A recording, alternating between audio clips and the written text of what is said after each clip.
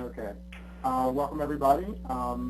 Thank you for taking an hour out of your Thursday evening. I do have my slide deck. Hopefully you can all see this. Is a little bit cut off. I'm going to start the slideshow in a second. But I had one thing I wanted to go over first, and I wanted to be able to get to the bottom of my screen. I'm not sure how many of you are aware.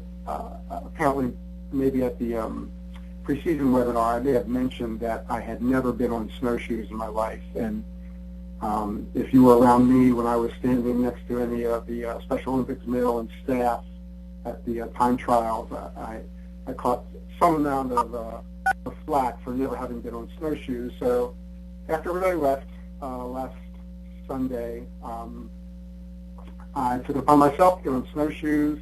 And luckily enough, there was a YouTube cameraman there who was able to record it. So I wanted to show everybody that I now have been on snowshoes, and we had visual evidence. So I wanted this will only take a couple of seconds. So there you go. Now you can say you have seen Ron on snowshoes. Okay, now we can get started. Agenda, very similar to the last several years. We'll go through all the items bulleted on the left. There's a couple of modifications, a couple of changes this year, which I think will really benefit all of us over at Snowshoe, and we'll go over those in terms of layout at the Snowshoe venue. And we'll get to those in a little bit. Snowshoe Competition Committee. It's myself, Trish Miles, who was at time trials last weekend, Dave Gill, who has been at Winter Games for many more than the 6 years that I've been coming. He will be announcing close to the start line. Tracy Babica, who was there last at time trials and was there the last couple of years, will be at the start line along with Tricia Smith. And Ken McLaughlin will be running the finish line. The schedule this is sort of an estimate of where we'll be. It's sort of modifications of what we had from last year, sort of a mock-up, I'm sorry, if you will, of what we had last year. We'll start approximately 1:30 on Monday afternoon with the 100-meter. Last year we started on Monday with the 1K or 3K, whatever it was. We only had one athlete last year. We don't have any athlete this year doing the long distance, so our days will start for the majority of the events a little bit earlier, up to maybe half an hour earlier for the 100-meter, which last year started at 2. This year will start at 1, or 1:30, I'm sorry. And on Tuesday morning, we'll start with the 200s at somewhere around 9:30, 9:15, 9:30. The exact schedule will come out next week. Here it is, again, our tentative schedule for Monday. Registration, and when we get to a layout, Michael helped me point out exactly where the new registration area is for this year's Winter Games. But the Snowshoe venue will be open at 9 o'clock. A lot of our marking of the lanes and marking of the finish lines, start lines will be beginning at 9 o'clock on Monday morning. So you're welcome to come up and practice. We just ask that you give us some leeway in getting the lines in, and that should take us an hour and a half or so, 2 hours, and plenty of time for everyone to go over for opening ceremonies. We ask you all, and this will be pointed out later, on Monday, have lunch before you come over for the competition. We will have a coaches meeting right after the last division of the 4x200 relay. We're estimating 4 o'clock somewhere in the control area. We'll figure out maybe in a little lunchroom where the whitetail folks have some tables and chairs set up. Tentative schedule for Tuesday. The venue will open again at 8. We will more than likely have to redo the lines, depending on the weather conditions, whether we've gotten more snow. But we will, at the very least, have to freshen up the lines, and we'll have to draw lines for the wing lines for the 50-meter race. 50 meters is all on Tuesday, not Monday. So we'll need to get that squared away. Again, we ask you to, on Tuesday, don't go to lunch and come back. We will end fairly early in plenty of time for lunch after the day's events are over. Okay. This is just a little chart showing the growth or non-growth. Last year to this year, we're relatively the same. We have a few more athletes doing the 100, 200. And we've lost our longest distance athlete this year, but everything else is relatively the same. So I think a lot of that is attributed to so many of our athletes are moving from snowshoe over to alpine, which is a good thing.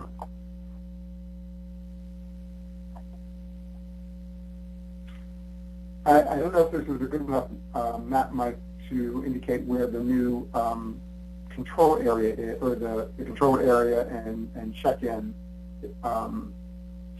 but will not be above, and Mike, you can explain it better for me if you can. This year, for these games, it will not be above the Starbucks.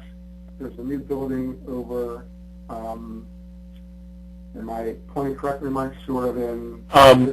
Actually, Ron, if you can hold for just a second, I have that slide in the Alpine session. Let me get it up, and we can, I'll take back the screen for just a moment here.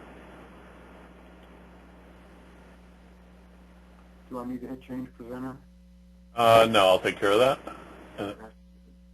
Okay. Hopefully you can all see my screen now. Okay. Here we go. So, Ron, do you want to talk through that, or do you want me to cover? Yes, I guess they built a new building. This is a new building that Whitetail has built this year that we're going to use for control center, volunteer check-in, and it is, here's the little hopefully you can see my cursor. And it's this building back here. Is it towards this end, Mike? I'm not sure. When you say this end, I don't know. Hopefully you can see my cursor moving over to the new building. I'm the only one looking at my cursor. I'm sorry. Anyway. Yeah, it's the building right next to where it says lesson meeting area, right up here. And I mean, I think it will serve all of us a little better. I think a little bit more room, and I guess you report there on Monday morning when you get there. Right, and we'll have, just as we had for time trials, we'll have a separate packet for snowshoe check-in than from Alpine, so you have all your stuff separately than that, and then ceremonies and all will be in the same. It's going to be laid out slightly differently, but it will be in the same general patio area. We'll have some seating available for ceremonies and all, so you can pick it up and then go right to ceremonies if that's as you wish, and then dining and all is in the same location. Okay, thanks. Let me give you back control.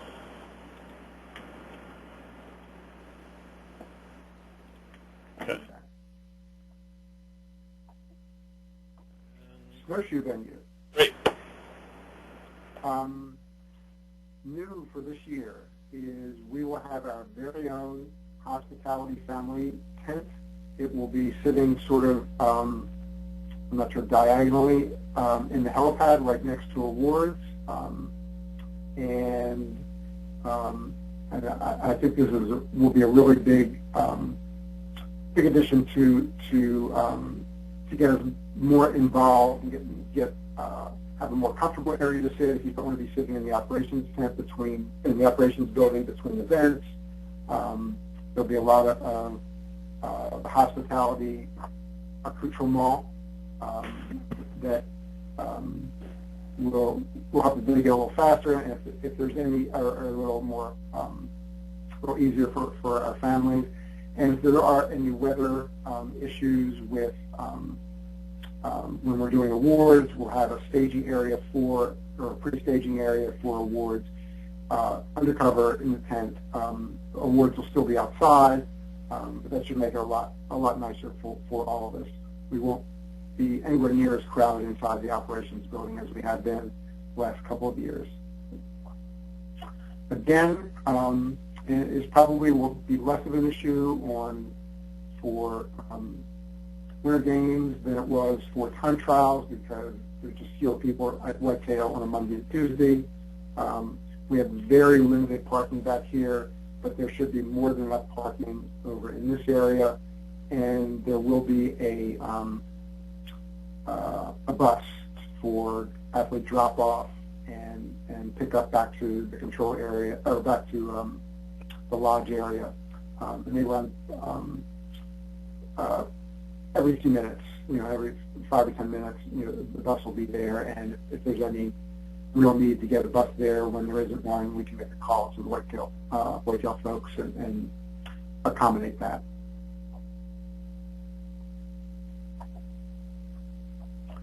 As I mentioned earlier, you're welcome to warm up in the practice area as long as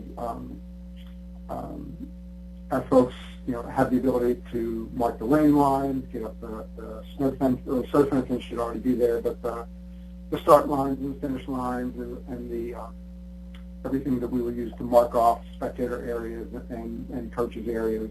So feel free to use whatever it is that we're not using.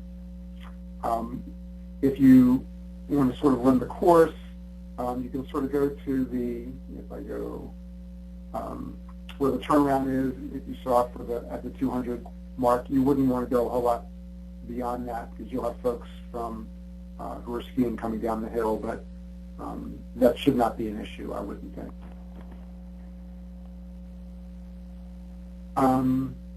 Staging will be in the same areas that it was for time trials and was for last year. An improvement for this year is we will have another bay. Where we, for time trials, we had 2 bays. For the games, we will have an additional 3rd bay, so we'll move the athlete staging down the bay, and there'll be more room for folks to sit, be a little bit more comfortable. So with that extra area and with the hospitality tent, it'll be a better day for all of us. It shouldn't be anywhere near as crowded.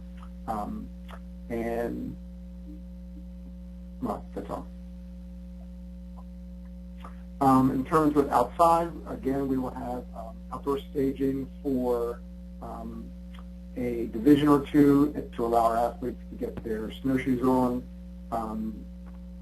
That will be near the start line, where we'll also have chairs near the 100-meter finish line for folks to go over to awards, and for folks to take their shoes off before they go to awards, and also chairs near the 50-meter finish line as folks finish that and go over to awards.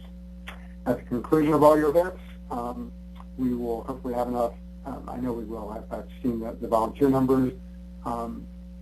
Athletes will be escorted over to the awards area, staged in the hospitality tent, and quickly get their awards.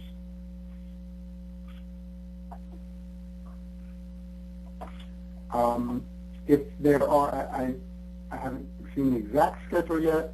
If there are conflicts for athletes, same as like track and field,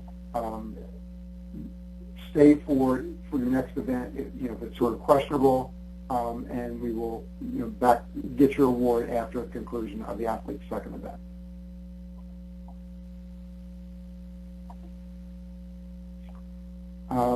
These are the same equipment rules that we've had for the last few years. Poles are optional. Feel free if your athlete needs a pole. but what is not okay is the additional spikes that come with Snowshoe. No additional spikes. For the starts, for anything longer than 100 meters, they'll have mass starts, no lanes assigned, even though the lanes will obviously be there on the snow. 2 commands: racers ready, and athletes need to be still and go. All the athletes need to have their snowshoes, tips of the snowshoes behind the start line. We will have a slight waterfall marked on the race course for some of the longer events. If you remember, the 100-meter makes a little bit of an angle to the left, but then there's a sharper angle to the right beyond the 100 meters to get to the 200-meter turnaround.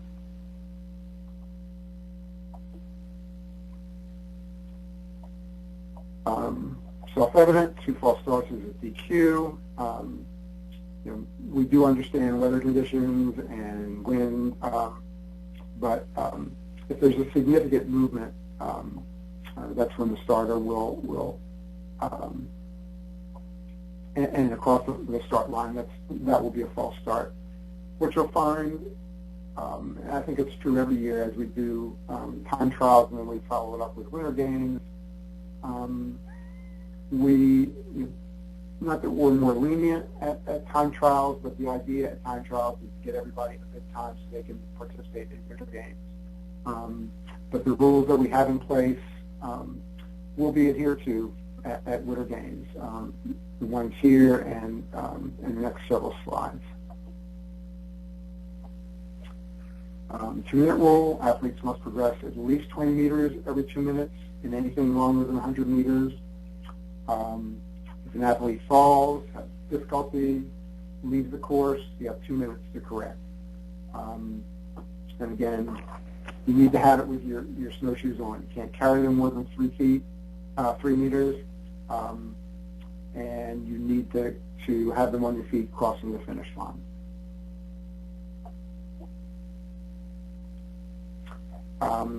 This is as much a rule for our timers and finish line judges. The end of the race is when the snowshoer's torsos cross the finish line, not the tips of their shoes. And again, both snowshoes need to be on at the conclusion of the race. Relays. This year, as last year, we will be running 4x100, both unified and traditional. We also have 4x200, which will be run on Monday, and we also have a 4x400. The 4x2 and the 4x1s, there will be exchange zones marked on the course. Exchange zone is 20 meters in length, and the baton needs to be exchanged within, must be in that exchange zone at the time of the exchange. If someone drops it, the person who drops it needs to pick it up and make the exchange. One person can't drop and have the next person pick it up. The way we configure the course, and we identified this earlier, and we'll talk about it more on Monday before the race, is all the exchange zones are on a straight line. So there's no exchange zone around either the end of the course. It's at the 50 and the 150 meter mark. We will, for the 4x1, we'll have marked the fly zone at 10 meters. That gives you, a fair amount of room on either side of the exchange area to get your athletes moving on for the next leg of the race. Pretty self-evident. Relay team is 4 competitors. Any team with fewer than 4 competitors must forfeit. The second bullet, each competitor must complete 1/4 of the distance. You have, obviously, with a 20-meter exchange zone and a fly zone in the 4x1, you have a little bit of leeway if you have one of your athletes starting at the beginning of one exchange zone and passing it to a competitor at the back of the next exchange zone, you have the ability to run a little bit more than a fourth of the distance or a little bit less, but it's all within the exchange zone. So you can have your stronger athlete do a little bit more if you need to. Unified relay teams, 2 unified partners, 2 special athletes. Please, hopefully this date, next Thursday, the 19th, we need to have your run orders mailed to, has my name, but mostly Mike. But if you get them to me instead, my email address is at the back of this slide deck. I will certainly forward them on to Mike. Run order for the 4x200. Please have it by 1:30 on Monday. There's a lot of stuff that we have to do as officials if you're changing things around, and that just gives us enough time to get all the sheets of paper updated correctly with the run order and which athlete is going in what heat, and get that out to the people who will be doing the staging for the relays. And for the 4x1, which is on Tuesday, please get that to us by the coaches meeting, which is after the Monday's competition.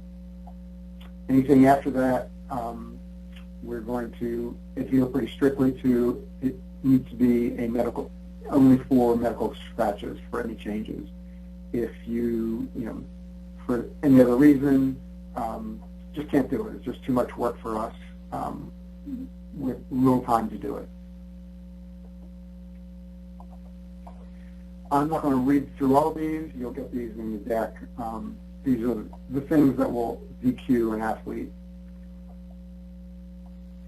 We're going to talk about this last bullet on the next slide, receiving physical or verbal assistance at any time after she has crossed the start line.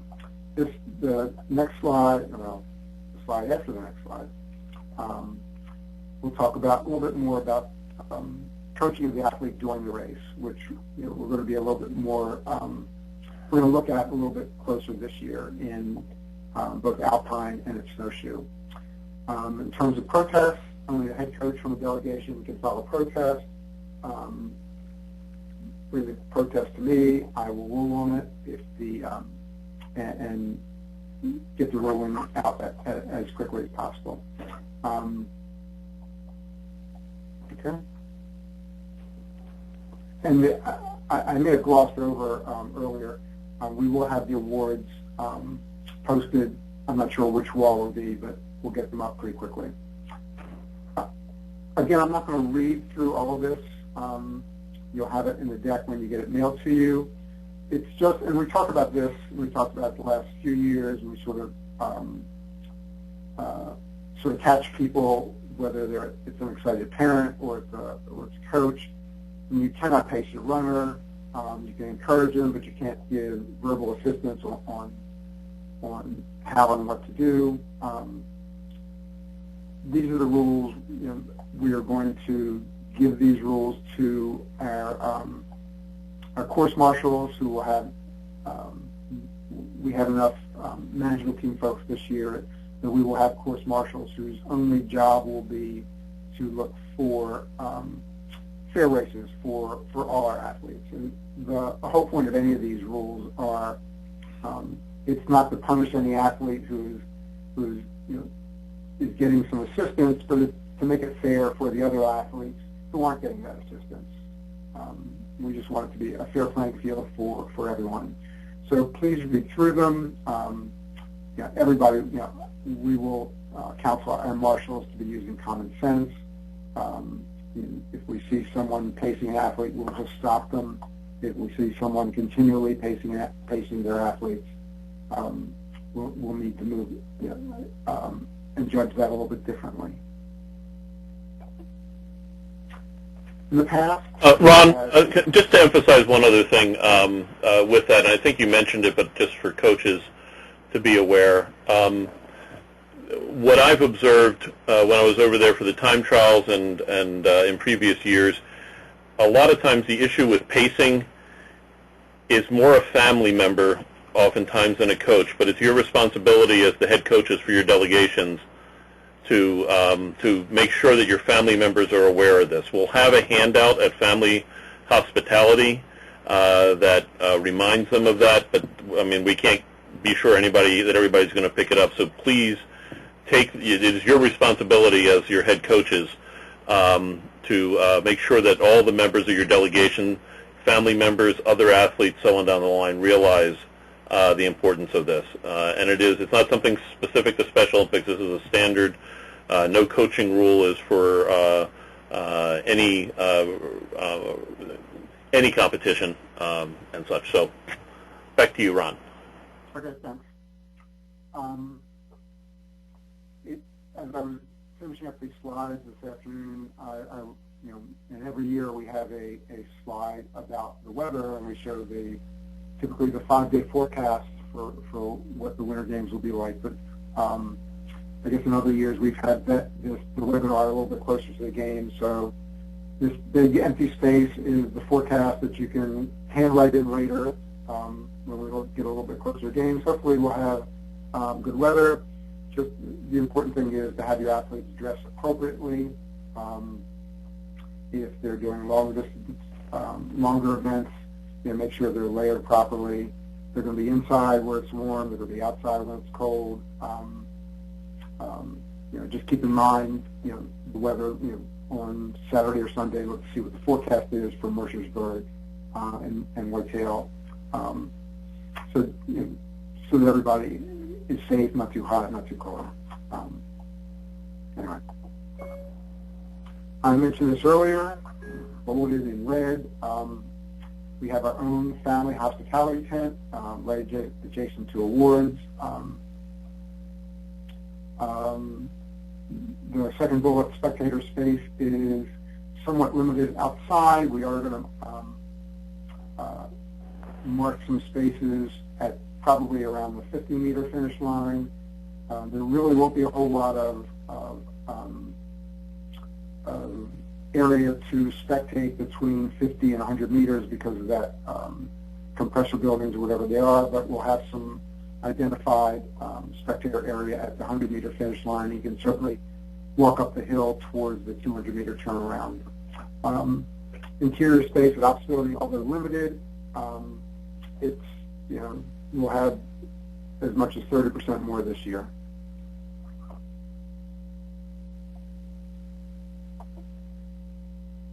Oh, I didn't miss the slide.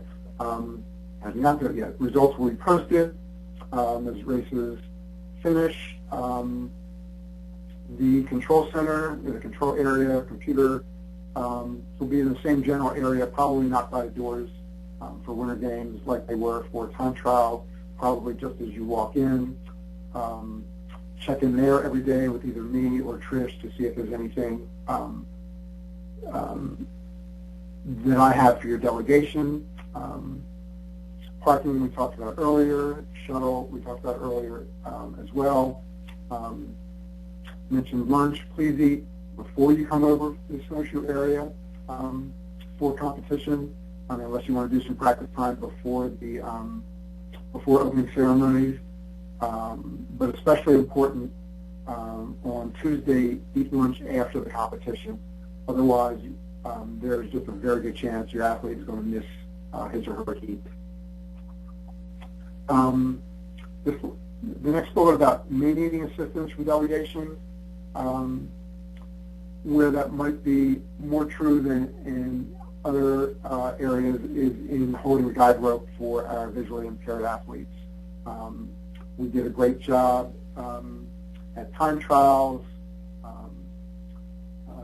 We had lots of people who were really into listening to how it should be done, and we had a comment from Dan Tukolsky, the taller athlete, who said he wanted every one of those folks who held the rope for his 100-meter race last week to be back for Winter Games. So if you remember where you were standing, go back to that exact same spot, and you'll be make Dan a very happy young man come competition day.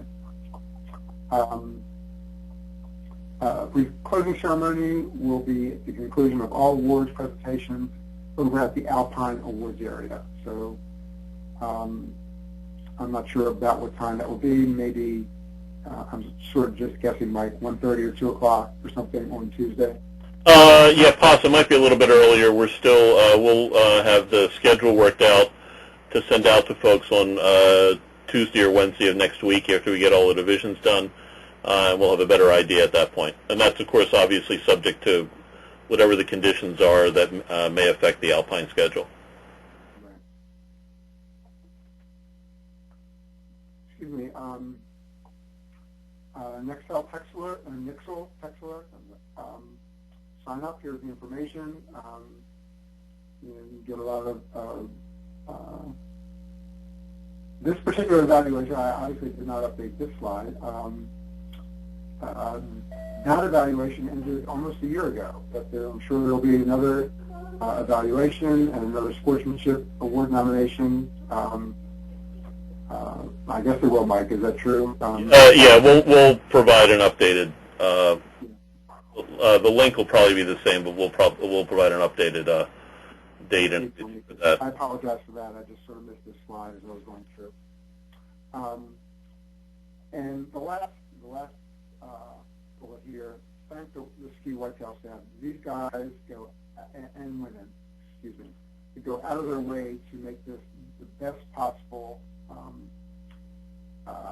event that they can. They, if there's something that you need, they're bending over backwards to get it, find it, create it, fix it. So if you happen to encounter one of the whitetail folks, thank him or her. They're just going way above board to make this a special event at Whitetail.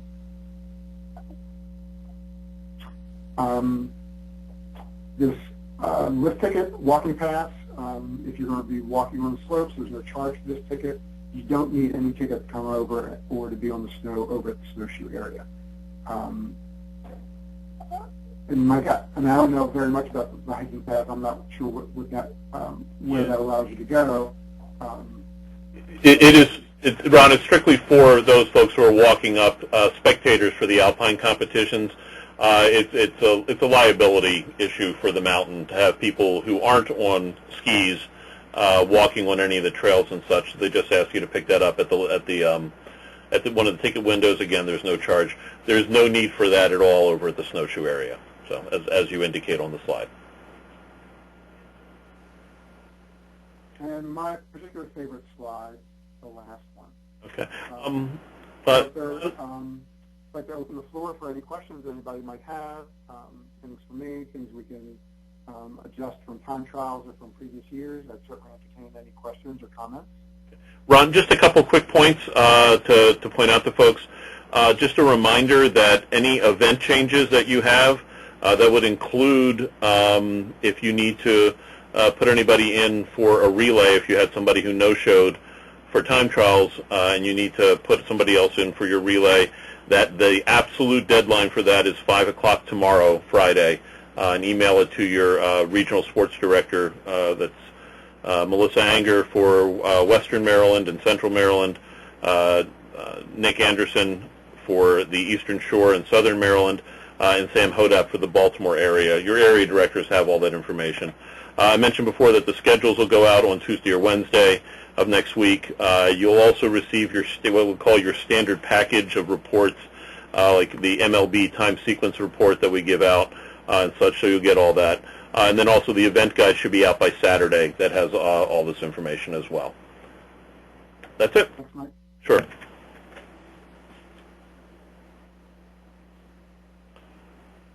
So back for questions, I guess. Back for questions. If you're asking a question and you're muted, I advise you to unmute your phone and ask it again. If there aren't any questions, we look forward to seeing you on Monday, February 23rd. Hi. Question. I just have a comment. I was not able to get into the meeting to see the slides, so when you were pointing out different areas, I hope they're going to be marked on the things that you sent us in the email, because I had no visual. All I can hear was voices, and also at some point, I don't know whether it's my connection or what, but the voice came in and out and sometimes sounded muffled, not through most of it, but on some parts. So I'm hoping whatever you send us in the email will be self-explanatory. Yeah, everything's labeled on the slide deck. I'll include the slide at the base of the mountain that was not in the deck that Ron had. I'll insert that in there before we send it. Okay, thank you.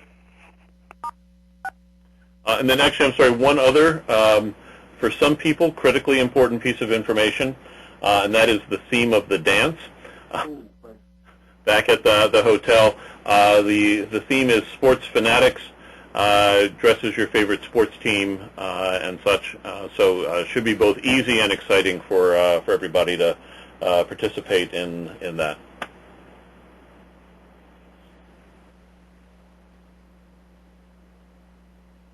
Thanks, Mike.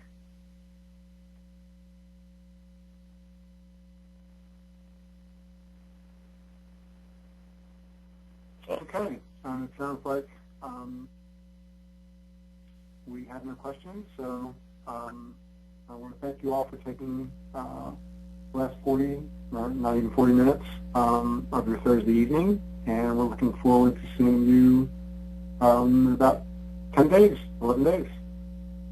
Thanks, Ron. Thanks, Ron. Thank you.